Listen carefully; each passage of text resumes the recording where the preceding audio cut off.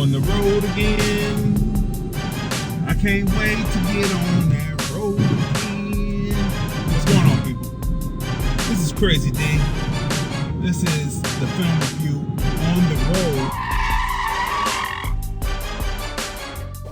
What you do is that you are a walking billboard. And you started that way back with the strings and the thing. In the advertisement. Right. And I mean that was ingenious. Now everybody does it. Have you noticed that? I ain't noticed it. I probably. Well, let me say that first I saw you do it, but then out west, people do it. Oh, they do that out west now. Oh, I see. Right, Yeah. right. You know what I mean? Yeah. But you know how people come through Cleveland Oh, and pick up ideas? Absolutely, because we're full of untapped ideas. You know, we're full of them. So I see that a lot. So the first person I saw do it, you know what I mean? And you know, it was like when I came through, because you came before me, but then we became contemporaries in the 90s, right? But I would hear you on the radio, right? And so when I would put flyers out in 89 and 90, people would be laughing. I said, here you go with another flyer, Crazy D, another flyer. And then later, when I opened up, they say, oh, you used to pass out flyers, but we don't laugh at you no more. You know? And I think that's the way it is. When people look at something, they don't actually understand what the person is doing. Well, I think Einstein said it in steps. I think it was Einstein, and he says that what is it? First they ignore you, then they laugh at you, then they fight you, then you win. So the thing about it is, when they laugh at you, you've already passed step one. That means you got past ignoring you, they laugh at you, which is a good thing. And if you know the steps, and you follow, you know the steps, you know, okay, they were ignoring me, now they laughing. If I keep going, I get past the fight, you know, which could be gossip, you know, saying, when they're saying negative things to you, that's a fight, because now you have to think about it in your head, and you either going to stand up against it, keep moving, or it's going to start chiseling away at you. So either way it goes, those steps is, we didn't know that at the time, that somebody had already took what we were going through and said, well, here's the steps to success, and you're going the right way, because you said that they were laughing at you. We just found out later on, oh, Einstein said that. One, ignore. Two, laugh. Three, fight. Four, that's when you win. So that's basically what happened. I think that, Cleveland is actually where, every city has those things happening, and they happen either faster or slower depending on what city you're in. See, you might be in New York, and you might go from ignore to fight in a week. So that means, hell, you done survived 2 weeks, you might start to feeling like you're winning because things have started happening. That happened in a week. Cleveland's a little slow. So, you might go that whole year ignored in Cleveland. You might go a whole nother year getting laughed at. You might go a whole nother year them fighting you. But if you get past it, you win. And then with the fact that we got the internet now, you don't have to be waiting for these years if that's how they're coming at you. You can go ahead to the internet with these places where I was just saying, where they ignore you quicker, laugh at you quicker, fight you quicker, and then let you win, or I'm not gonna say let you win, but accept the fact that you are a winner. You have that mentality faster. And if you're dealing on the internet, you can reach these places, while maybe some place like Cleveland might get a little slower. Like, well, y'all will get hip soon, but I'm killing them in Colorado. I'm killing them in Philly. I'm killing them in that's the beauty of the internet. The internet levels the playing field for smart marketers and people that's really on their A game. The internet is levels the playing field amongst, from corporations to street people. That's what people don't. People still, they're on the internet every day and they don't recognize that the playing field is level with the internet. But, you know, so that's what's up with that. Because he is more than living. He is expanding his brand, and we're going to talk about it. We kind of went through it a little bit, but we're going to expand it. I'm Crazy D, and you are standing here with, I am standing here with none other than Suave Goddi. Now, for people who don't know, Suave Goddi, the Pink Gangster, and then DNA Level C, that's when, you know, I became of age and I was able to go out and talk and speak and be with people. You can go live if you like, you can go live. When I was able to come of age and actually meet this man, because I had heard him over the radio, and he had a vinyl in his hand. It was Randall Park Mall, and it was DNA Level C, white sleeve that it was in, and white label with black writing. DNA Level C is Cleveland backwards, people, right? So he handed me one of the vinyls, and when I was on the college radio station, we played that every week that we were on. It was on my mix CDs. We were blasting that out, and if you have never heard it, you have to search for it on the YouTube and listen to it. You know what I mean? I'm sure he's going to tell you where you can find his stuff digitally right now. But again, this is Suave Goddi.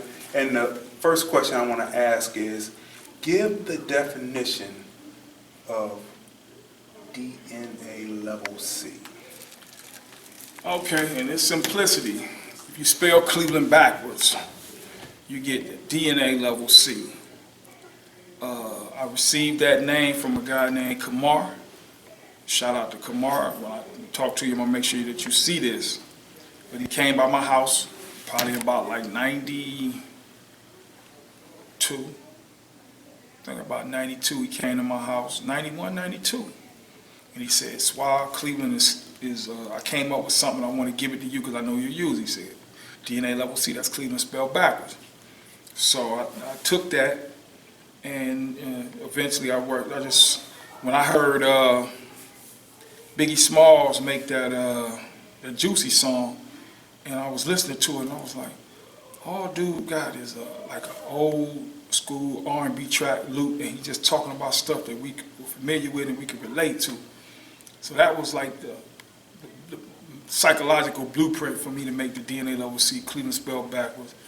And then, you know, to try to get Cleveland to, you know, feel a little more better about itself, because marketing-wise on TV, we have been getting dogged for years, you know, Mistake on the Lake and all that stuff. So I make this song and make people, give them some pride, make them feel good. But then as years go along, you start looking at DNA Level C's breakdown, and you recognize stuff like you got the DNA. And DNA is like, you know, that's the where it comes from. It's, you know, this is the source. And then we start thinking about how the people who come to Cleveland and took so much stuff from here, and styles and comedy and, you know, Bone Thugs and Harmony with the fast harmonizing, singing rap, and in a lot of cases, some people even feel like I could never understand what they were saying a lot of times. So if you felt like that, I mean, you could even say they had the mumble rap before the one, you know, like right now, this you know, the hip hop is singing, and you know, so you got some that just be, you know, saying something you really don't know what they're saying. They call that mumbling. You got, you know, like it seemed like Bone was the DNA for a lot of what we listening to really right now. And then the level C, you know, that's basically just the level that we have been looked at as, and we've been fighting to, to move to more of a level A instead of a level C, but I think that it's a good thing, because when you're already on top, you ain't got nowhere to go but down. But when you're down, anytime you start to come up, you become a threat. You're looked at as a threat. When you're on top, you're not looked at as a threat. You're just on top. But when you're down and you start to come up, then you're looked at as a threat. And that's where the struggle comes from. That's where the people who get the most respect come from, these underdogs, the people who had never had, never been. So that's, so that's why it's DNA level C. Also, Cleveland spelled backwards. I recognize that there was a lot of people in my town seemed like they were doing things backwards. Just a lot of like you say, hustling backwards, doing stuff like, here you make $1,000, but then you'll go spend $1,200, and we like, well, dude, how did you ain't got no money. You just paid out an extra $200 so you can make $1,000. So you know what I mean? And it's like you see people was doing stuff that's backwards. So I was like, wow. And so it kind of also meant like a lot of people moving and thinking backwards. So it's kind of deep, but that's part of what the DNA level C, stands for. Back in 95, I was just finished interviewing Al Porter, and I was telling him that back in 95, Chuck D had come to town, and Silver B was hosting. We were at Art Seafood, and he had said that the first time he actually ever heard freestyle was in Cleveland, Ohio, because in New York, what freestyle meant was you memorized a whole bunch of rhymes, and then for that moment, when you were in the battle, you could pull that rhyme up from the back and be able to deliver it to battle on. But the first time he actually heard people like yourself, like Al Porter or Cool TLC, was right here in Cleveland, Ohio.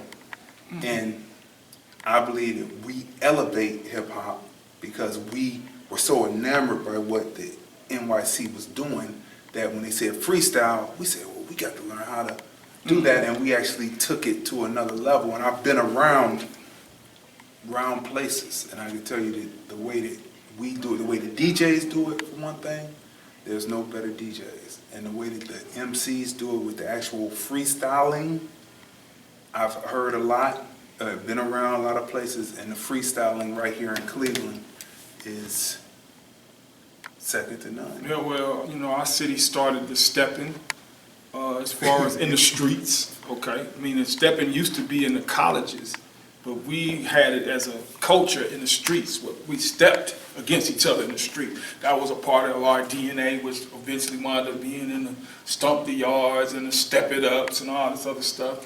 And then with what he just said with the DJs, a lot of our DJs is the ones who really gave you the blueprint for the real mixtapes, mix CDs, the real joints, freestyling. Say, I tell people, this is where freestyling started, right here in Cleveland, Ohio. And Chuck D seen. Keep going. All right, Chuck D, he seen Bango the B-Boy Outlaw at the, what is it?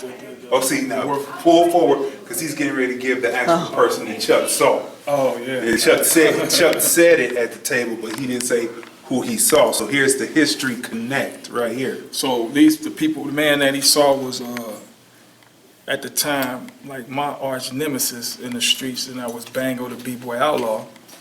And Bango was up there in New York just killing these dudes, tearing them alive, because couldn't let them freestyle. But what happened when he got to Grandmaster Cass, the one who wrote for old boy from Sugar Hill Gang, I think he was from the something Funky 4, something like that. Yeah. Right. But anyway, Bango was tearing them alive. It's on YouTube. You can go hear it. But the thing about it, I understand it. We got New York judges. This dude's from Cleveland, level C. We ain't about to put no level C guy over our, our New York legend. I mean, I understand that. We the judges. We ain't about to keep it fair like that. We gonna be, he won. Even though it's obvious, Bango won. And it was obvious to Ice-T as well, because that's why he signed him to Syndicate Records. Then he heard Surge the next year. And these are the things, this was when the New York found out that these Cleveland guys, they can really rap off their head. They can really make up the rhymes off their head. And that's why this is the DNA, man. So much stuff that's come from here, but since we're the level C, the world don't know it. It's not in the history books, and it's not marketed. It's not told that Cleveland is the inventor and the founder, or the father of a lot of these different styles and stuff like that. So why do you find it so important to be a historian? Before we even get on you as an artist, I'm going to come to that, but I'm expanding and showing how much you have done. Why do you find it important to be a historian of Cleveland culture, period? Because not only do you do DVDs on hip-hop, but you've done DVDs on the street life here, the gangsters and the players that were here in Cleveland, Ohio. I would say that what really helped me was, metaphysically speaking, was just coming to the realization and the understanding that being worshipped or looked up to from a celebrity perspective, it doesn't do anything for me. So, and since that happened, I still had to do something to keep hip hop further in the culture, because the culture did give me an identity and gave me a career, and it's protected me. It's been security. I've been able to walk through any neighborhood, any project, you know what I'm saying? So since I wasn't really trying, psychologically I didn't need to feel like a star, a celebrity, so I didn't need people to tell me how good I am. Just to say it to you like this, I've done it so much. I kind of know how good I am. I don't need to constantly hear it. So only thing that I could think of to do, man, is to preserve the culture of the city, and that way I can. That's how I can, contribute and help, and not be like a lot of other selfish people that I think were still running around trying to get glory because they missed it in their heyday or whatever. I mean, I really feel like I got a dose. Like, man, I see what it's like to be popular. I see what it's like to be known, and I feel like everybody know your name. And okay, I'm no longer impressed by that. I don't need that to sustain. Now I need the culture that gave me a job and a career. I need that to survive, and I didn't, because it didn't appear to be surviving well. So we started to film and hold on to flyers and tell people in interviews, because we felt like if we don't do this, the city is going to die psychologically from the real culture of hip hop. And to me, that would have been a travesty. I wouldn't have felt good for it to die. And I knew that, well, you could have helped it. I would have felt like Peter Parker when the dude bumped into him and police was like, stop him. Now, you got these superpowers, but you're like, hey, it ain't my problem. And he runs outside and he kills your uncle. Now you want to be Spider-Man now. But you know what I'm saying? That's how I felt. I was like, I don't need you to bump into me, run outside to kill my uncle, and now I want to help the city. I'm going to do that now. And that's basically part of that was about preserving the history of the city, because I recognized every other city, somebody was doing that for their city. And I didn't see nobody really doing it here, so that's what I came in to become a historian and to preserve the city. That is such a profound statement. That you had to make sure that, because no one else was doing it, you took it upon yourself to do it. Now, that's the hip hop spirit? Yeah, I mean, it was doing parents. it. It was like hip hop was our parents, you know. And you see your parents getting old. You want, you want to go feed them, or you want to be around them. And if your parents were these great people who used to do everything for the neighborhood and for the streets and all that, then that's another reason why you want to be like, let me tell y'all about what my mother did, or whatever, what my father did. Well, that was hip hop. That was our parents, you know. So that was like, what, do you let your parents' memory die?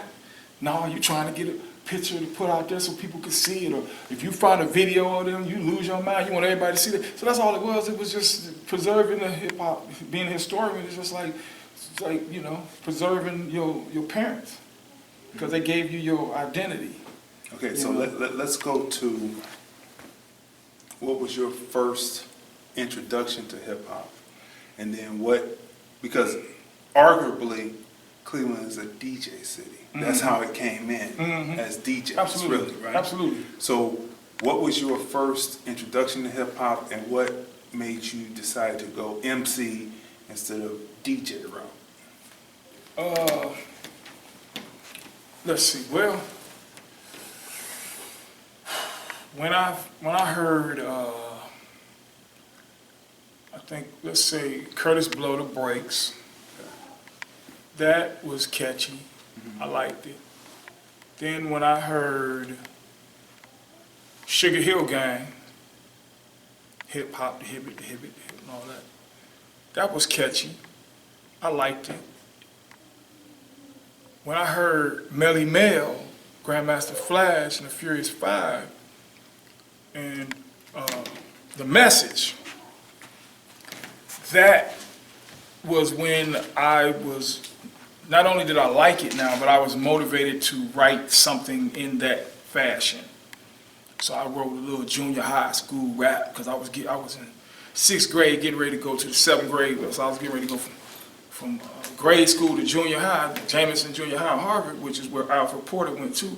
And since I was, getting ready to go, I wrote my junior high song where I thought it would be going to junior high. And I was like, it's your first day at junior high. Pick up your books and say bye-bye. You're beginning to cry because you're all alone.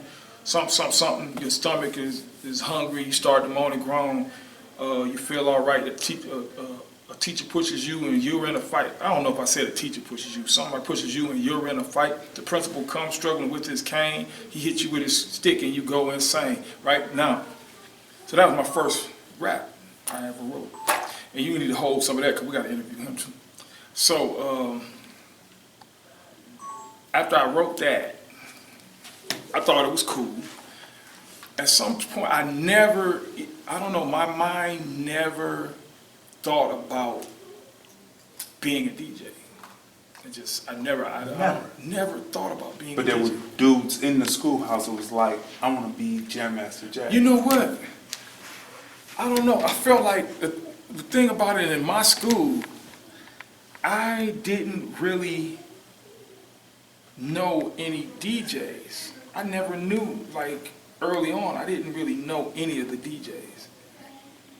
So it was kind of like the world that I was outside of. I didn't know any DJs. I ain't know nobody who had no turntables or nothing. And when I heard in '84, and I heard UTFO, Roxanne, I was in the car, coming from an AA meeting with my mother and my father. We was in Lisaville and Warrensville Heights, Ohio. We was coming out. It was 9 o'clock when it was over. We went in at 7. We was out at 9. I had my coffee, had my donuts, because that's what I was 14 years old.